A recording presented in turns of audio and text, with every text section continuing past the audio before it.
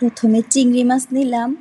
তো চিংড়ি মাছগুলি ভালো করে কেটে ধুয়ে নিয়ে নিলাম। তো তার মধ্যে দিয়ে দিলাম আন্দাজ করে লবণ, তারপর দিয়ে দিলাম একটু গোলমরিচের গুঁড়া, তো তারপর দিয়ে দিলাম কাঁচামরিচ বাটা, রসুন বাটা, পেঁয়াজ বাটা, হালকা একটু আদা বাটা। তো সব কিছু দিয়ে মশলাগুলি মাছের সাথে ম্যারিনেট করে রাখবো। ম্যারিনেট করে প্রায় আধা ঘন্টার মতো রাখবো। তারপর একটু কর্নফ্লাওয়ার দিয়ে দিলাম। কর্নফ্লাওয়ার দিয়ে আধা ঘন্টার জন্য মাছগুলি রেস্টে রেখে দিলাম। রেখে এদিকে একটা ব্যাটার তৈরি করছি। তো এখানে ছিল বেসন, লবণ আর গোলমরিচের গুঁড়া।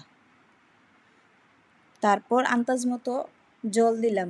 একবারে বেশি করে জল দেওয়া যাবে না, অল্প অল্প জল দিয়ে একটা চামচের সাহায্যে নাড়িয়ে দেখে নিতে হবে।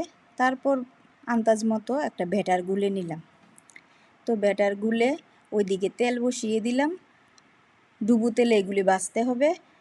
তো তেল গরম হয়ে গেলে তার মধ্যে চিংড়ি মাছের ফ্রাইগুলি ভেজে নেব।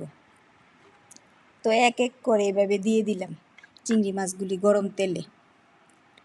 তো দিয়ে চুলার হিট লো করে আস্তে আস্তে ভেজে নিতে হবে। খেয়াল রাখতে হবে চুলার হিটটা যেন লো থাকে।